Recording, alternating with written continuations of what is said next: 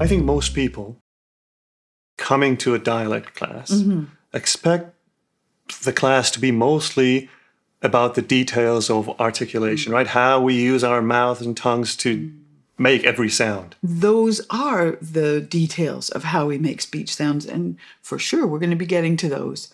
But we first have to look at what changes at the core, because that influences how we use the articulators. And that's why we're talking about the core first, that the sound is affected by using the breath this way. So if so much of this dialect is about the core abdominal muscles, can we take a look at how we get those muscles activated and make sure that we use them properly? Good. Great idea.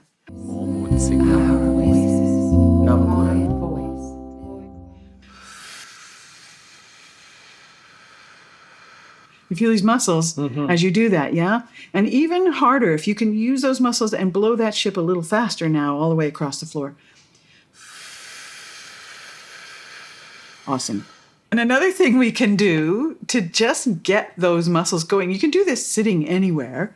Like, I think you can do it sitting in the audition room, waiting to go into an appointment, any of those things, right? And that's the silent laughter with the lips together. So laughing as long as we can, as hard as we can, just with air, not with sound. Let's try it. Let's try it together. Oh, no, without voice, just air. Just air. That's fantastic.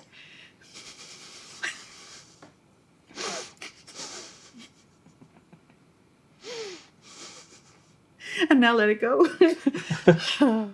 And right on voice. Let's see what your voice sounds like. Yes. And you feel those muscles? Absolutely, yes. You can really feel those. Try that and you'll see no sound, just air. And you'll see that it really activates those muscles. You can feel them in the back too, right? That awesome. And once we've got that airflow, you can hear that release of the breath afterwards, and you hear that right on core. It drops right in on core.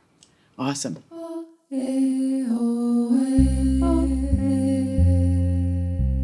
I'm sure by now everyone has become far more aware of the way we use our lips in this dialect, right? And it's certainly a key behavior, one of the keys, right? Absolutely. That lovely, warm, muscular lower lip is something that people will continue to practice. It's one of the things that you just have to remind yourself to do and right back into the dialect, right? Yep. And that's why we call it a key. Let's look at the sounds that we make next as children. We started with the bilabials on the outside of the mouth, and now we're moving just inside behind the front teeth on that gummy ridge right behind the front teeth. And there are quite a few speech sounds that are formed there in that spot. So why don't we look at the page in the book called Placement of Alveolar Consonants, alveolar being that gummy ridge. Same word, right? yeah. Let's see what sounds are formed there. Great. If you're looking at this diagram, is a really good depiction of the tongue in the placement right behind. You see, it's not touching teeth. It's just right behind, pressed up perfectly against that gummy ridge. Yeah. And that's the actual shape the tongue is for the letter N, or the sound N. Right? And we'll be working with this and L in the work session today.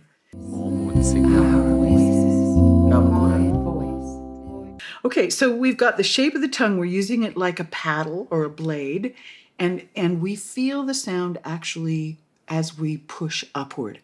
For a lot of people, this is a big challenge. You might think of it actually as these muscles of the core pushing that tongue upward, pushing up like this. So try that. Yes. Beautiful. Let's go to text now. We've got a page for N's and we've got a page for L's. Let's get the N page. And here again, we're now looking at choosing where we hear the vibration most, where we feel that sound vibrating most. Need. Veneer. That N is what we're holding. Veneer. Hold it longer. Veneer. Veneer. Right? So don't rush to the ear. Just hold that veneer until you love the vibration you got. Okay. Veneer. That was it. Did you love it? Yeah. Yes. Don't go on unless you love it.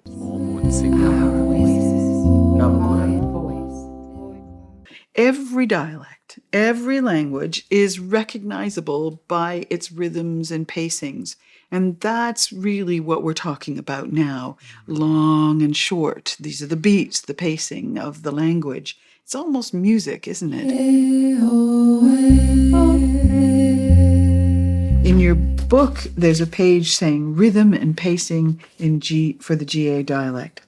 And here's going to be a bunch of things we can work on that give us help with this. Starting with the idea that a word that has 2 or more syllables will follow this rule. One of them is a strong stress syllable, and the others will tend to be softer. Could you try that one for us? Traditional. Beautiful.